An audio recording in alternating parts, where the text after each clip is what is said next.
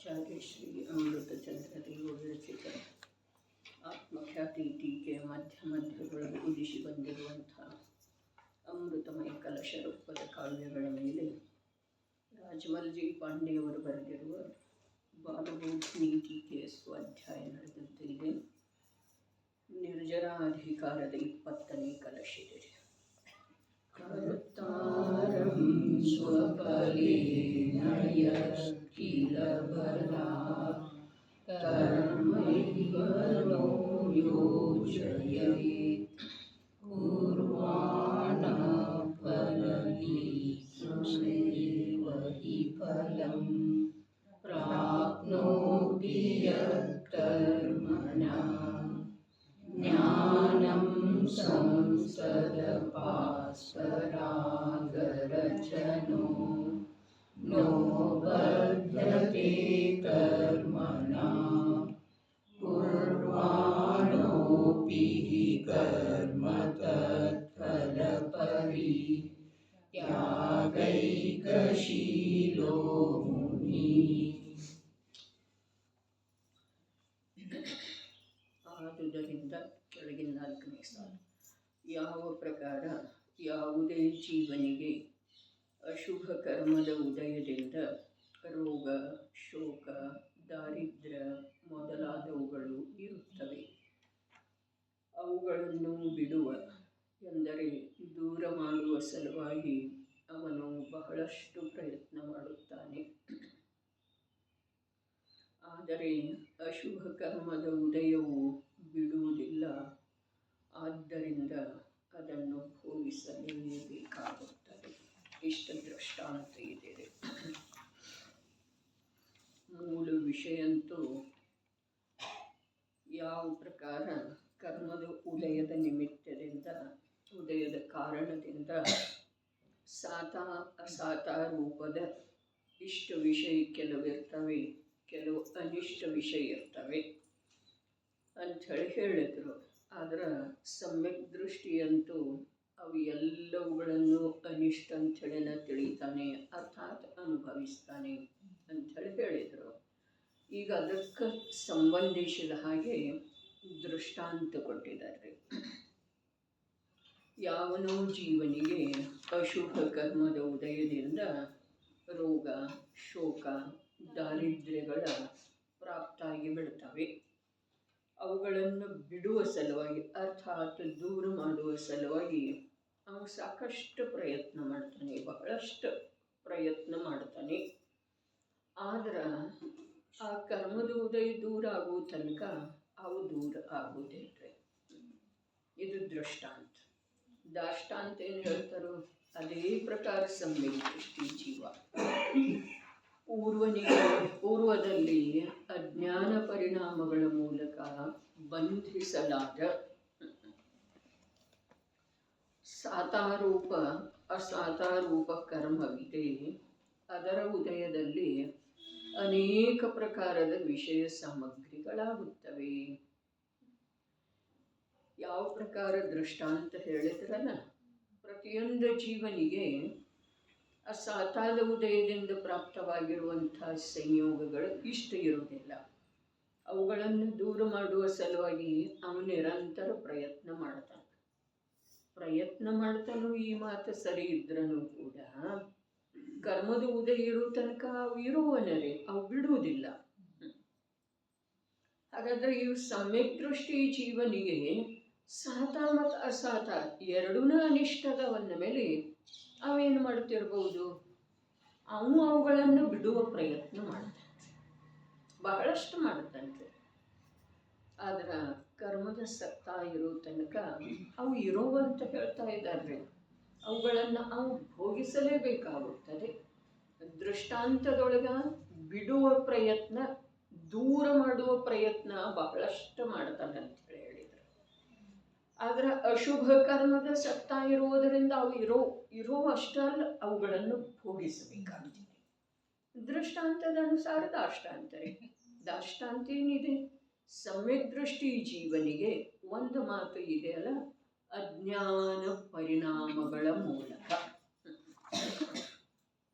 ಅಜ್ಞಾನ ಪರಿಣಾಮಗಳ ಮೂಲಕ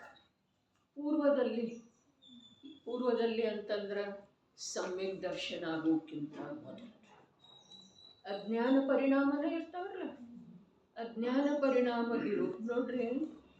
ಸಮ್ಯಕ್ ದರ್ಶನ ಆದ ನಂತರ ಅಜ್ಞಾನ ಪರಿಣಾಮದೊಳಗಿಂದ ಏಕತ್ವ ಬಿಟ್ಟು ಹೋಗ್ತಿದ್ದೀರಿ. ಸಮ್ಯಕ್ ದರ್ಶನ ಆಗೋಕ್ಕಿಂತ ಮುಂಚೆ ಅಜ್ಞಾನ ಪರಿಣಾಮದೊಳಗ ರುಚಿ ಇದೆ, ಏಕತ್ವ ಇದೆ. ಅಜ್ಞಾನ ಪರಿಣಾಮದೊಳಗೆ ಮುಖ್ಯ ರೂಪದಿಂದ ಸಾತಾಕರ್ಮ ಯೋಗ್ಯ ಪರಿಣಾಮ ಹೇಳಿದ್ದಾರೆ. ಮಿಥ್ಯಾತ್ವ ಅವಸ್ಥೆಯಲ್ಲಿ ಕೂಡ ಸಾತಾಕರ್ಮ ಬಂದಾಗುವಂಥದ್ದ ಅನೇಕ ಪರಿಣಾಮಗಳ ಅಜ್ಞಾನದಿಂದ ಆಗಿರ್ತವೆ.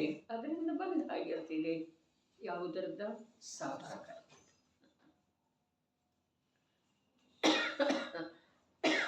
ಅಜ್ಞಾನ ಶಬ್ದದ ಅರ್ಥ ಏನಿದೆ ಇಲ್ಲಿ? ಇಲ್ಲಿ ಅಜ್ಞಾನ ಶಬ್ದದ ಅರ್ಥ ಏನಿದೆ? ಪೂರ್ವದಲ್ಲಿ ಅಜ್ಞಾನ ಪರಿಣಾಮಗಳ ಅಂತ ಹೇಳಿ ಹೇಳ್ತಾರೆ. ಅಜ್ಞಾನ ಶಬ್ದದ ಅರ್ಥ ನಾವೇನ್ ಮಾಡೋದು? ಮಿಥ್ಯಾತ್ವದ ಸದ್ಭಾವದೊಳಗ ಯಾವುದನ್ನ ಧರ್ಮ ಅಂತ ಹೇಳಿ ತಿಳಿತಾನಲ್ಲ ಅದೆಲ್ಲ ಅಜ್ಞಾನಿ. ಶುಭ ಪರಿಣಾಮದ ಮಾತಿದೆ ರೀ ಇಲ್ಲಿ. ಯಾಕಂದ್ರೆ ಸಾತಾಕರ್ಮದ ಉದಯದ ಮಾತಿದೆ. ಯಾಕೆ ಅಂತಂದ್ರೆ ಸಮ್ಯಕ್ ದರ್ಶನ ಪ್ರಾಪ್ತ ಆದ ನಂತರ ಅವುಗಳದ ಅನುಭಾಗ ಜಾಸ್ತಿ ಆಗ್ತಿದೆ ರೀ. ಅನುಭಾಗ ಜಾಸ್ತಿ ಆಗ್ತಿದೆ. ಹೀಗಿದ್ದ ಕಾರಣ ಅವುಗಳನ್ನು ಬಿಡುವ ಪ್ರಯತ್ನ ಮಾಡಿದ್ರೂ ಅವುಗಳದ ಅನುಭಾಗ ಏನಿದೆಯಲ್ಲ ಹೇಳಿ ಅದ್ಭುತ ಮಾತಾಗಿದೆ. ಯಾವವುಗಳನ್ನ ಸಮ್ಯಕ್ ದರ್ಶನ ಆಗೋಕ್ಕಿಂತ ಮುಂಚೆ ಮಿಥ್ಯಾತ್ವ ದಶೆಯೊಳಗ ಇವು ಧರ್ಮ ಅರೆ ಜಿನದೇವನ ಆರಾಧನೆ ಮಾಡೋದ, ಶಾಸ್ತ್ರದ ಅರ್ಥಗಳ ಚಿಂತನ ಮಂಥನ ಮಾಡೋದ, ಸಂಯಮ ಮಾಡೋದ, ಇವುಗಳ ವಿಷಯ ಕಷಾಯಗಳಿಂದ ದೂರ ಇರುವ ಸಲುವಾಗಿ ಪರ್ವತಿಥಿ ಮೊದಲಾದವುಗಳಲ್ಲಿ ವಿಶೇಷ ಅಭ್ಯಾಸ ಮಾಡೋದ, ಧರ್ಮ ಅಂಥೇಳಿ ತಿಳಿದ ಅವುಗಳನ್ನು ಮಿಥ್ಯಾತ್ವ ದಶೆಯಲ್ಲಿರುವಳದೊಳಗೆ ಮಾಡಿದ್ದ ಈಗ ಮಿಥ್ಯಾತ್ವ ಬಿಟ್ಟು ಹೋಗಿದೆ. ಮಿಥ್ಯಾತ್ವ ಬಿಟ್ಟು ಹೋಗಿದೆ ಅರ್ಥಾತ್ ಅಂಥ ಪರಿಣಾಮಗಳು ಈಗ ಕೂಡ ಆಗ್ತಾ ಇದ್ದಾವೆ. ಒಂದು ಮಾತು, ಈಗ ಕೂಡ ಅಂಥ ಪರಿಣಾಮಗಳ ಆಗ್ತಾ ಇರುವಳದೊಳಗ ಅವುಗಳಲ್ಲಿ ಧರ್ಮ ಬುದ್ಧಿ ಇಲ್ಲ, ಮಿಥ್ಯಾತ್ವದ ಅಭಾವದಿಂದ. ಇನ್ನು ಆವಾಗೇನು ಪೂರ್ವದೊಳಗೇನ ಅವುಗಳನ್ನು ಧರ್ಮ ಅಂತ ಹೇಳಿ ತಿಳಿದು ಬಹಳಷ್ಟು ಮಾಡಿದ್ದಲ್ಲ, ಅದರದ್ದೇನಾಗಿದೆ ರೀ, ಅನುಭಾಗ ಅಧಿಕ ಆಗಿದೆ. ಸಮ್ಯಕ್ ದರ್ಶನದ ಕಾರಣದಿಂದ ಸಮ್ಯಕ್ ಜ್ಞಾನದ ಕಾರಣದಿಂದ ಯಾವ ಶುಭ ಪರಿಣಾಮಗಳಿದ್ದಾವೆಯೋ ಅವುಗಳದ್ದ ಅನುಭಾಗ ಅಧಿಕ ಆಗ್ತಿದೆ. ಮಿಥ್ಯಾತ್ವ ಬಿಟ್ಟು ಹೋದ ನಂತರ ಶುಭ ಪರಿಣಾಮಗಳ ಫಲ ಕೊಡುವುದರಲ್ಲಿ ಬಲಿಷ್ಠ ಆಗ್ತಾವ್ರಿ. ಮಿಥ್ಯಾತ್ವದ ಸತ್ತಾ ಇರುವೆಳದೊಳಗ ಶುಭ ಪರಿಣಾಮಗಳು ಬಹಳಷ್ಟಾದರೂ ಕೂಡ ಅವುಗಳಲ್ಲಿ ಬಲ ಇರುವುದಿಲ್ಲ. ರಸ ಅರ್ಥಾತ್ ಅನುಭಾಗ ಅರ್ಥಾತ್ ಬಲ. ಬಲ ಅಂದ್ರೆ ಏನು? ಅವ ಅನೇಕಾನೇಕ ಪ್ರಕಾರದಿಂದ ಅನುಕೂಲತೆಯನ್ನ ಒದಗಿಸ್ತಾವಲ್ಲ, ಅವ ಇವು ಬಿಟ್ಟು ಹೋಗೋದಿಲ್ಲ. ಈ ಪ್ರಕಾರ ಬಲ ಇರ್ತದೆ. ಇವು ದೂರ ಮಾಡಿದ್ರೂ ಕೂಡ ಅವು ದೂರ ಆಗೋದಿಲ್ಲ. ಏನು ಉದಾಹರಣೆ ಹೇಳಬಹುದಿಲ್ಲ? ಧನ್ಯಕುಮಾರ ಯಾವ ಪ್ರಕಾರ ಅದನ್ನು ಬಿಟ್ಟು ಬಂದ, ಎಲ್ಲಿ ನನ್ನ ಬೆನ್ನತ್ತಿ ಬರ್ತಿದೆಯೋ ಅಂಥೇಳಿ. ಯಾವ ಕಾರಣದಿಂದ ಸ್ವಂತದ ಒಡಹುಟ್ಟಿದ ಅಣ್ಣಂದಿರ ಅವನನ್ನು ಬಾವಿಯೊಳಗೆ ತಳ್ಳಿದರೋ ಹಾಕಿದರೋ ಅಂಥ ವಸ್ತುವನ್ನ ಇಲ್ಲಿ ಅವನಿಗೆ ಗ್ರಹಣ ಮಾಡೋದು ಇಚ್ಛಾ ಇಲ್ಲ. ಹೇಗಿತ್ತೋ ಹಾಗೆ ಸ್ವಲ್ಪ ಮಣ್ಣು ಸರಿಸಿ ಹೋದರೆ ಎಲ್ಲಿ ಆ ಒಕ್ಕಲಿಗನ ಹೊಲದಲ್ಲಿ ನೇಗಿಲನ್ನು ನಡೆಸಿದಲ್ಲ, ಅದರಿಂದ ಚಿನ್ನದ ನಾಣ್ಯಗಳಿಂದ ತುಂಬಿದಂಥ ಒಬ್ಬರಿಗೆ ಸಿಕ್ಕಿತು ಹಂಡೈ. ಆಗ ಅವನು ಕೃಷಿಕ ಬೆನ್ನು ಹತ್ತಿದ, ಬಿಡುವುದಿಲ್ಲ, ಅನುಭಾಗಿದೆ, ಅದನ್ನೇ ಬಲ ಅನ್ನೋದ್ರೆ. ಅವನು ಬಿಟ್ಟು ಬಂದ್ರೂ ಅದು ಬಿಡುವುದಿಲ್ಲ, ಅದು ಬೆನ್ನು ಹತ್ತಿ ಬಂತಾನೆ. ಅವನು ಹೇಳ್ತಾನೆ, ಇದು ನಿಂದು ನೀ ತಗೊಂಡು ಹೋಗು. ಅವನು ಹೇಳ್ತಾನೆ, ನಾನೆಲ್ಲಪ್ಪ ಬರಿಗೈಲೇ ಬಂದಿದ್ದೀನಲ್ಲ, ನಿನ್ನ ಹೊಲದಲ್ಲಿ ಇರ್ತದ.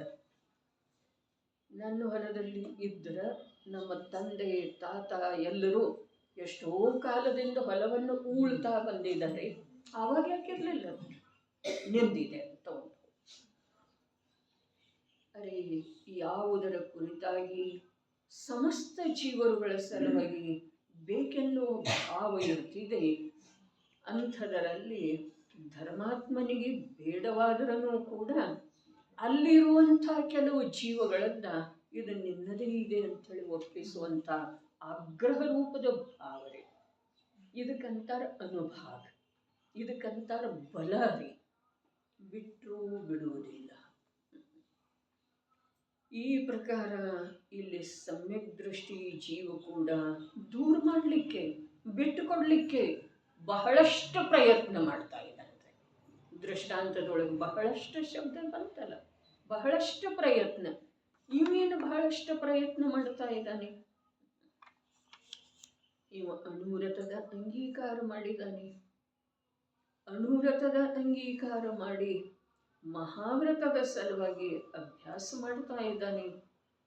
ಆದರೆ ಮಹಾವ್ರತಗಳ ಅಂಗೀಕಾರದ ಸಲುವಾಗಿ ಯಾವ ಸರ್ವಸಂಗ ತ್ಯಾಗ ಯೋಗ್ಯ ವಿರಕ್ತಿಯ ಭಾವ ಆಗಬೇಕೋ ಆ ಭಾವದಲ್ಲಿ, ಅರ್ಥಾತ್ ಆ ಭಾವ ಆಗದೇ ಇರುವಲ್ಲಿ ಆ ಅನುಕೂಲತೆಗಳ ಅಥವಾ ಪ್ರತಿಕೂಲತೆ ಅನ್ನೋನು ನಿಜವಾಗಿ ಪ್ರತಿಕೂಲತೆ ಇರುವುದಿಲ್ಲರಿ.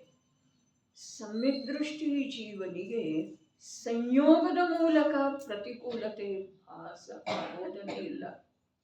ಆದ್ರೂ ಕೂಡ ಆ ಅನುಕೂಲವೇ ಅವನಿಗೆ ಕಾಲಿಗೆ ಶೃಂಖಲೆಯಾಗಿದೆ. ವಿರಕ್ತಿಯ ಮಾರ್ಗದೊಳಗ ನಿಸ್ಸಂಗನಾಗಿ ಆತ್ಮಾರಾಧನೆ ಮಾಡುವ ಸಲುವಾಗಿ ಬಹಳಷ್ಟು ಆಂತರ್ಯದಲ್ಲಿ ಪ್ರಯತ್ನ ಮಾಡ್ತಾ ಇದ್ರೂ ಕೂಡ ಅದು ಆಗ್ತಾ ಇಲ್ಲ. ಸಮಯ ಬರುವವರೆಗೆ ಆ ಸಾತ ಅಥವಾ ಅಜ್ಞಾನ ಅವಸ್ಥೆಯಲ್ಲಿ ಅಥವಾ ಅಜ್ಞಾನ ಪರಿಣಾಮಗಳಿಂದ ಮಾಡಿರುವಂಥ ಕರ್ಮ ಇದೆಯಲ್ಲ, ಆ ಕರ್ಮ ಅದರದ ಬಲ ಕಡಿಮೆ ಆಗುವವರೆಗೆ ಅವನಿಗೆ ದೀಕ್ಷಾಧಾರಣ ಮಾಡಲಿಕ್ಕೆ ಬರ್ತದೆ. ಇನ್ನು ದೀಕ್ಷಾಧಾರಣ ಮಾಡಿದ ನಂತರ ಕೂಡ ಅವ್ರದ್ದು ಮಾತಿದೆಯಲ್ಲ, ಸಮ್ಯಕ್ ದೃಷ್ಟಿ ಅಂತಂದ್ರೆ ಅವರಿಗೆ ಮಾತ್ರ ಗೃಹಸ್ಥಾವಸ್ಥೆಯಲ್ಲಿರುವುದರೊಳಗೆ ಮಾತ್ರ ಅನುಕೂಲ ಸಾಮಗ್ರಿಗಳು ಇರುವುದ ಸಾತಾವೇದನೀಯದ ನಿಮಿತ್ತದಿಂದ ಇರುವಂಥ ಅನುಕೂಲ ಸಾಮಗ್ರಿಗಳು ಮಾತ್ರ ಅವನಿಗೆ ದೂರ ಮಾಡಿದರೆ ದೂರ ಆಗುವುದಿಲ್ಲ. ಇಷ್ಟೇ ಅಲ್ಲ, ಮುನಿ ಅವಸ್ಥೆಯನ್ನು ಅಂಗೀಕಾರ ಮಾಡಿದ್ರೂ ಕೂಡ ಅಲ್ಲೇನಿರ್ತವೆ ಸಾಮಗ್ರಿ, ಅಲ್ಲೇನಿರ್ತವೆ, ಅಲ್ಲಿ ಗಣಧರ ಪದ ಇದೆ ರೀ. ಇಂದ್ರಭೂತಿ ಗೌತಮನಿಗೆ ಯಾವ ಗಣಧರ ಪದ ಇತ್ತಲ್ಲ, ಅದರೊಳಗೆ ಎಷ್ಟು ಬಲ ಇತ್ತಲ್ಲ ಶುಭ ಕರ್ಮದೊಳಗ ಅಂಥೇಳಿ ಮಹಾವೀರರ ನಿರ್ವಾಣ ಆಗುವವರೆಗೆ ಅವನಿಗೆ ಕೇವಲ ಜ್ಞಾನದ ಪ್ರಾಪ್ತಿ ಆಗಲಿಲ್ಲ. ಪ್ರಯತ್ನ ಮಾಡುತ್ತಿರಲಿಲ್ಲೇನ್ರಿ? ಬಹಳಷ್ಟು ಮಾಡ್ತಾ ಇದ್ದನೋ ಅಥವಾ ಇಲ್ರಿ? ಅರೆ, ಯಾವ ಜೀವ ಕ್ಷಣ ಮಾತ್ರದೊಳಗ ತನ್ನ ಮಿಥ್ಯಾ ಪರಂಪರೆಯನ್ನು ಬಿಟ್ಟ ಅವನಿಗೆ ಶುಭ ಭಾವವನ್ನು, ಅರ್ಹಂತರ ಕುರಿತಾಗಿರುವಂತಹ ಆ ಪೂಜ್ಯ ಭಾವವನ್ನು ಬಿಟ್ಟುಕೊಡೋದ ಮನಸ್ಸಿತ್ತೋ ಅಥವಾ ಇಲ್ಲ, ಪುರುಷಾರ್ಥ ಇತ್ತೋ ಅಥವಾ ಇಲ್ಲ, ಇತ್ತರೆ ಆದ್ರೂ ಕೂಡ ಅದು ಸ್ಥಿತಿ ಪೂರ್ಣ ಆಗುವವರೆಗೆ ಬಿಟ್ಟು ಹೋಗುವುದಿಲ್ಲ. ಗೃಹಸ್ಥ ಅವಸ್ಥೆಯೊಳಗಿಂದನೂ ಮಾತು ಹೇಳಿತು. ಧನ್ಯಕುಮಾರನ ಮೂಲಕ ಮುನಿ ಅವಸ್ಥೆಗೆ ಪ್ರಾಪ್ತ ಆದ್ರೂ ಕೂಡ ಸಂಘದ ನಾಯಕ ಆಗೋದು, ಸಂಘದ ನಾಯಕ ಆಗೋದು. ಸಂಘದಲ್ಲಿ ಪಾಠನದ ಪ್ರತಿಭಾ ಇರೋದು, ಅದರಿಂದ ಕೂಡ ಏನಾಗ್ತಿದೆ, ಕೇವಲ ಜ್ಞಾನ ತಡೀತಿದೆ. ಅರ್ಥಾತ್ ಕರ್ಮದ ಬಲ ಅಧಿಕ ಆಗ್ತಿದೆ. ಪುರುಷಾರ್ಥಕ್ಕಿಂತ ಕರ್ಮದ ಬಲ ಅಧಿಕ ಆಗ್ತಿದೆ. ಅದನ್ನೇ ಇಷ್ಟೋಪದೇಶದೊಳಗ ಜೀವದ ಹಿತ ಬಯಸಿದರೆ ಕರ್ಮದ ಹಿತ ಬಯಸ್ತಿದೆ. ಅದು ಇರ್ಲಿಕ್ಕೆ ಬಯಸ್ತಿದೆ ಭದ್ರವಾಗಿ. ನೀವು ಈಗ ಬಿಟ್ಟು ಕೊಡ್ಬೇಕಂತಂದ್ರೆ ಅದರ ಅನಾದಿಯಿಂದ ಅದರ ಜೊತೆಗಿದ್ದಲ್ಲ, ಅದು ಈಗ ಬಿಡಬಾರ್ದಂತಿದ್ದಾರೆ ಇವನನ್ನ. ಇದೇನಿಲ್ರಿ ನ್ಯಾಯ. ಇವ ಅನಾದಿಯಿಂದ ಅದನ್ನ ಬಿಡ್ಲಿಲ್ಲ, ಹಿಡ್ಕೊಂಡಿದ್ದ. ಈಗ ಅದು ಇವನ್ನ ಸ್ವಲ್ಪ ಕಾಲ ಬಿಡೋದಿಲ್ರಿ. ಅರೆ ಈಗ ಸಾಧಕ ಜೀವರುಗಳಿಗೆನ ಕರ್ಮದ ಬಲಾಬಲಗಳ ಗಣಿತ ಸಿಗೋದು ಸಾಧ್ಯ ಇದೆ. ಆತ್ಮ ಸಾಧಕ ಜೀವರುಗಳಿಗೆನ ಅರೆ ಈ ಕರ್ಮ ಬಲಿಷ್ಠ ಇದೆ ಅನಿಸೋದು ಸಾಧ್ಯ ಇದೆ. ಮಿಥ್ಯಾ ದೃಷ್ಟಿಗೇನು ಅನ್ನಿಸ್ತಿದೆ ಈ ಕರ್ಮ ಬಲಿಷ್ಠ ಅನಿಸೋದನ್ನೇ ಇಲ್ಲ. ಯಾಕ? ಅವನಿಗೆ ತನ್ನ ಕರ್ತೃತ್ವನೇ ಇದೆ ಅಲ್ಲ, ಅವನಿಗೆ ತನ್ನ ಕರ್ತೃತ್ವನೇ ಇದೆ. ನಾನು ದೂರ ಮಾಡಬಹುದು ಕರ್ಮವನ್ನ, ನಾನು ಯಾವಾಗ ಬೇಕಾವಾಗ ಧರ್ಮ ಪ್ರಾಪ್ತ ಮಾಡ್ಕೊಳ್ಬಹುದು, ನಾನು ಯಾವಾಗ ಬೇಕಾವಾಗ ಅಧಿಪತಿಯಾಗಬಹುದು. ಸಂಘದ್ದ ಎಂಥ ಸಂಘದ್ದ? ಚತುರ್ವಿಧ ಸಂಘದ್ದ. ಅರೆ ಹಾಗೆ ಇರುವುದಿಲ್ಲ. ನಾನು ಯಾವಾಗ ಬೇಕಾದಾಗ ದೊರೆಯಾಗಬಹುದು. ನಾನು ಮನಸ್ಸು ಮಾತ್ರ ಕ್ಷಣ ಮಾತ್ರದಲ್ಲಿ ಬಿಟ್ಟುಕೊಳ್ಬಹುದು. ವಸ್ತು ಸ್ವರೂಪದೊಳಗೆ ಹಾಗಂತೂ ಇದೆ, ಆದರೆ ಹಾಗೆ ನಡೆಯೋದಿಲ್ಲ ಅನ್ನೋದು ಜ್ಞಾನಿಗೆ ತಿಳಿತಿದೆ. ಅಜ್ಞಾನಿಗೆ ತಿಳಿಯೋದಿಲ್ಲ. ಕಾರಣ ಏನ? ಕಾರಣ ಒಂದೇ ಇದೆ, ಕರ್ತೃತ್ವ ಭಾವ. ಅಜ್ಞಾನಿಗೆ ಕರ್ಮದ ಸಾಮರ್ಥ್ಯ ತಿಳಿಯೋದಿಲ್ಲ. ಯಾಕೆ? ಕರ್ತೃತ್ವದ ಅಭಿಮಾನ ಇದೆ ಅವನಿಗೆ. ಜ್ಞಾನಿಗೆ ಕರ್ಮದ ಸಾಮರ್ಥ್ಯ ತಿಳಿತಿದೆ. ಯಾಕೆ ಅಂತಂದ್ರೆ ಪ್ರತ್ಯಕ್ಷ ಹೋರಾಡ್ತಾ ಇದ್ದಾನಲ್ಲ. ಯಾವ ಯುದ್ಧರಂಗದಲ್ಲಿ ಶತ್ರುವಿನ ಜೊತೆಗೆ ಹೋರಾಡ್ತಾ ಇರ್ತಾನೆ ಅವನಿಗೆ ಗೊತ್ತಾಗ್ತಿದೆ ಶತ್ರುವಿನ ಬಲಾಬಲದ ಗಣಿತ. ಅಳತೆ ಅವನಿಗೆ ಆಗ್ತಿದ್ದಾರೆ ಶತ್ರುವಿನ ಬಲಾಬಲ ಎಷ್ಟಿದೆ ಅನ್ನೋದ. ಇವನಿಗೆ ನೀವು ಯುದ್ಧರಂಗದೊಳಗೆ ಇಳಿದೇ ಇಲ್ಲ. ಅಜ್ಞಾನಿ ಮಿಥ್ಯಾದೃಷ್ಟಿ. ಅರೆ ನಂದು ಕರ್ಮದ ಉದಯ ಇದೆ ಅಂತಂದ್ರೆ ಯಾವಾಗ ಕರ್ತೃತ್ವ ಫಲಿಸುವುದಿಲ್ಲ ಅಂಥೇಳಿ ಭಾಸ ಆಗ್ತಿದೆಯಲ್ಲ, ಆವಾಗ ಭಾಸ ಆದ್ರೂ ಕರ್ಮ ಬಲವಾನ ಇದೆ ಅಂಥೇಳಿ ಹೇಳಿದ್ರೂ ಅಲ್ಲಿ ಕರ್ತೃತ್ವ ಬುದ್ಧಿ ಬಿಡುವುದಿಲ್ಲ. ಕರ್ತೃತ್ವದೊಳಗೆ ಸಫಲತೆ ಕಂಡು ಬರದೇ ಇರುವುದರೊಳಗೆ ವಚನೇನೋ ಹೇಳ್ತಾನ್ರಿ. ಏನ? ಕರ್ಮ ಬಲವಾನ ಇದೆ, ನಾನೇನು ಮಾಡಲಿಕ್ಕೆ ಸಾಧ್ಯ ಇಲ್ಲ. ಯಾವಾಗ ಜೀವನದೊಳಗೂ ಕೂಡ ಸಾಂಸಾರಿಕ ಕಾರ್ಯಗಳಲ್ಲಿ ಕೂಡ ವಿಫಲ ಆಗ್ತಾನೋ ಅವಾಗ ಕರ್ಮ ಅಂತಂದ್ರೆ, ಆದ್ರೆ ಕರ್ಮ ಅಂದ್ರೂ ತನ್ನ ಕರ್ತೃತ್ವದ ಅಭಿಮಾನ ಸ್ವಲ್ಪ ಕೂಡ ಕಮ್ಮಿ ಆಗಿರೋದಲ್ಲ ಅಂಥೇಳಿ ಅವನಿಗೆ ಕರ್ಮದ ಸ್ವರೂಪದ ಪರಿಚಯ ಇಲ್ಲ. ಕರ್ಮದ ಸ್ವರೂಪದ ಪರಿಚಯ ಯಾರಿಗಿದೆ? ಯಾರಿಗೆ ಕರ್ಮದ ವಿರುದ್ಧ ಪುರುಷಾರ್ಥ ಜಾಗೃತ ಆಗಿದೆಯೋ ಅಷ್ಟ ಸುಲಭವಾಗಿ ಕರ್ಮ ಹೋಗುವುದಿಲ್ಲ. ಜ್ಞಾನಿಗಳನ್ನ ಆಟ ಆಡಿಸ್ತಿದೆ ರೀ. ಅದ ಆಟ ಆಡಿಸೋ ಪ್ರಯತ್ನ ಮಾಡ್ತಿದೆ. ಕೊನೆಯವರೆಗೆ ಪ್ರಯತ್ನ ಮಾಡ್ತಿದೆ. ಕೊನೆಗೊಂದು ಸಲ ಸೋತ ಸಂಪೂರ್ಣ ರೂಪದಿಂದ ದೂರ ಆಗ್ತಿದೆ. ಎಲ್ಲರಿಗೂ ಆಗ್ತಿದ್ರೆ, ತೀರ್ಥಂಕರರಿಗೇನೂ ಆಗ್ತಿದೆ ಅಂಥೇಳಿನ ವೃಷಭನಾಥ ಭಗವಂತರಿಗೆ 83 ಲಕ್ಷ ಪೂರ್ವ ವರ್ಷಗಳವರೆಗೆ ವೈರಾಗ್ಯ ಆಗಲಿಲ್ಲ. 1000 ವರ್ಷಗಳವರೆಗೆ ಕೇವಲ ಜ್ಞಾನ ಆಗಲಿಲ್ಲ. ಎಲ್ಲರಿಗೂ ಲಾಭವಾಗ್ತದೆ.